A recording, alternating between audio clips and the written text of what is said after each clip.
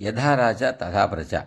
ఈ కథ చందమామ సెప్టెంబర్ 1972లో ప్రచురితమైన కథ. యథా రాజా తథా ప్రజ. కొన్ని వందల సంవత్సరాల క్రితం విజయపురం అనే రాజ్యాన్ని ఒక రాజు పరిపాలించేవాడు. ఆయన చాలా ప్రజాకంటకుడు. ఆయన ప్రజలపైన అనేక రకాల పన్నులు విధించి చాలా రకాలుగా పీడించేవాడు. కళాకారుల్ని దగ్గరికి కూడా రానిచ్చేవాడు కాదు. ఆయన ఒకనాడు దర్బార్లో తన వద్ద కొలువు చేసేవారిని ఉద్దేశించి ఒక ప్రశ్న వేశాడు. అదేమంటే, నా పరిపాలన బాగున్నదా, నా తండ్రి పరిపాలన బాగున్నదా, నా తాత పరిపాలన బాగున్నదా? ఈ ప్రశ్నకు సభికులు ఎలాంటి సమాధానం చెప్పినా రాజు దానికి సంజాయిషి అడిగి ప్రాణాలు తోడేస్తాడు. ఏ ఒకరి పరిపాలన బాగున్నది అన్నా మిగిలిన ఇద్దరి పరిపాలనలో గల లోటు ఏమిటి అని నిలదీస్తాడు. ఆ సంగతి సభికులకు బాగా తెలుసు.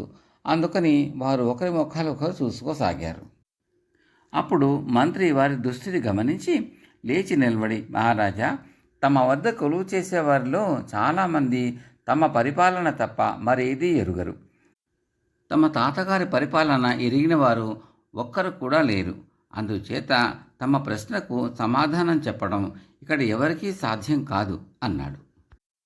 ఈ మాట సమంజసమైనది కావటం చేత రాజు మంత్రితో, అలా అయితే మా 3 తరాల పరిపాలనలు ఎరిగిన మనిషిని పట్టి తెప్పించండి అన్నాడు. మంత్రి భటులకి పని పురమాయించాడు. రాజభటులు నగరం మీద పడి కనిపించిన వృద్ధులను అందరినీ, మీరు రాజుగారి తాతగారి పరిపాలన ఎరుగుదురా అని అడగడం ప్రారంభించారు. దర్బార్లో జరిగిన సంగతి నగరంలో పొక్కటం చేత ముసలివాళ్ళు తమకు ఏమీ తెలియదు అని తప్పించుకున్నారు. ఎవరో ఒకరిని పట్టుకుపోకపోతే తమకు చావు తప్పదు అని భటుల భయం. వాళ్ళు నగరమంతా చెడతిరిగి ఒక తమలపాకుల దుకాణం ముందు కూలబడ్డారు. తమలపాకులు అమ్మేవాడు మహా మాటకారి. వాడు కూడా వయసు మళ్ళిన వాడే కావటం చేత భటులు అతన్ని, తాత, నువ్వు రాజుగారి తాతను ఎరుగుదువా అని అడిగారు. నేను రాజుగారి తాతను ఎరకపోవటం ఏమిటి? నాకు ఆయనకు ఒకే రోజు ఒకే గురువు దగ్గర అక్షాభ్యాసం అయింది అన్నాడు తామలపాకులు అమ్మేవాడు. అంటే రాజుగారి తండ్రిని కూడా నువ్వు ఎరిగే ఉంటావు. నువ్వు వెంటనే మా వెంట రా అన్నారు భటులు. దేనికి అడిగాడు తామలపాకుల వాడు కాస్త భయపడుతూ. భటులు దర్బార్లో రాజుగారు ప్రశ్న వేయటం మొదలుకొని ఈ క్షణం దాకా జరిగినదంతా చెప్పారు. భారమంతా భగవంతుడిపైన వేసి అతను భటుల వెంట రాజ్యసభకు వెళ్ళాడు.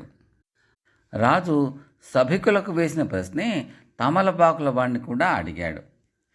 దానికి తామలపాకుల వాడు, మహారాజా, నాకు తామలపాకులు అమ్ముకోవడం తప్ప రాజ్యపాలన గురించి నాకేం తెలుస్తుంది? అయితే తమ తాతగారి హయాం నుంచి తమ హయాం దాకా నాలో కలిగిన మార్పులు చెప్తాను. దాన్ని బట్టి మీరే నిర్ణయించుకోండి అన్నాడు. ఏమిటి ఆ మార్పులు అని అడిగాడు రాజు. తాంబలపాకుల వాడు ఇలా చెప్పసాగాడు. మహారాజా, తమ తాతగారు పరిపాలించే కాలంలో నా ఇంటి పొరుగున ఒక ముసలివాడు, వాడి మనవరాలు ఉండేవాళ్ళు. ఒకనాడు ఆ ముసలివాడు నన్ను పిలిచి, బాబు, నన్ను మృత్యుదేవత పిలుస్తున్నది. నా మనవరాలికి పెళ్లి చేసి వెళ్ళిపోదామనుకున్నాను, కానీ నాకు వ్యవధి లేదు. పిల్ల కోసం 2000 దీనారాలు దాచి ఉంచాను. మంచి సంబంధం తీసి పెళ్లి చేసి ఈ డబ్బు దానికి అని ఆ డబ్బు నా చేతిలో పెట్టి కన్ను మూశాడు. అతని మనవరాలకి ఎన్నో చోట్ల తిరిగి మంచి సంబంధం కుదిర్చి పెళ్లి చేసి నా వద్ద దాచి ఉంచిన 2000 దీనారాలు ఆమెకు ఇచ్చి కాపనానికి పంపేశాను. చాలా కాలం గడిచింది. మీ తాతగారు గతించి మీ తండ్రి గారు రాజ్యపాలన ప్రారంభించారు. ఆ కాలంలో ముసలివాడి మనవరాలు నా కొట్టు ముందుగా పోతూ కనబడింది. ఆమెను చూడగానే నాలో నేను ఎంత బుద్ధిమాలిన పని చేశానో, నా దగ్గర 2000 దీనారాలు ఉన్నట్టు ఆమెకు తెలియదు కదా, ఆ డబ్బును నేనే ఎందుకు ఉంచేసుకున్నాను కాను అని అనుకున్నాను. నేను చేసిన పొరపాటు బాధపడ్డాను. మళ్ళీ ఈ మధ్య ఆమె నాకు కనిపించింది. ఈసారి నా బుద్ధి తక్కువ నాకు మరింత కొట్టవచ్చినట్టు స్పష్టమైంది.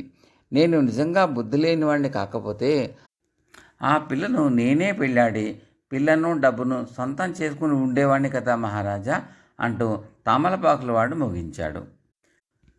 ఈ కథ విని ఎంతో ముచ్చటపడి రాజుగారు వాడికి 100 దీనారాలు బహుమతి ఇచ్చి పంపేశాడు. తన తాత పరిపాలనలో కన్నా తన తండ్రి పరిపాలనలో వాడి బుద్ధి వికసించిందని, తన పరిపాలనలో పూర్తిగా వికసించిందని రాజు అనుకున్నాడు. కానీ సభికులు రాజుగారి అజ్ఞానానికి చాటుగా నవ్వుకున్నారు. ఈ రాజు తాత ధర్మాత్ముడు. ఆయన పరిపాలనలో ప్రజలకు అధర్మమైన ఆలోచనలు వచ్చేవి కాదు. ఈ రాజు తండ్రి దుర్మార్గుడు కాడు, కానీ ధనకాంక్ష హెచ్చుగా ఉండేది. ఈ రాజుకు ధనకాంక్ష పెరగడంతో పాటు ధర్మచింతన అనేది ఏమీ లేకుండా పోయింది. ముగ్గురిలోనూ ఉన్న తేడాలను స్పష్టం చేసే విధంగా తమలపాకులవాడు తన కథ చెప్పాడు. అయినా అజ్ఞాని అయిన రాజుకి అది అర్థం కాలేదు. కథ సమాప్తం.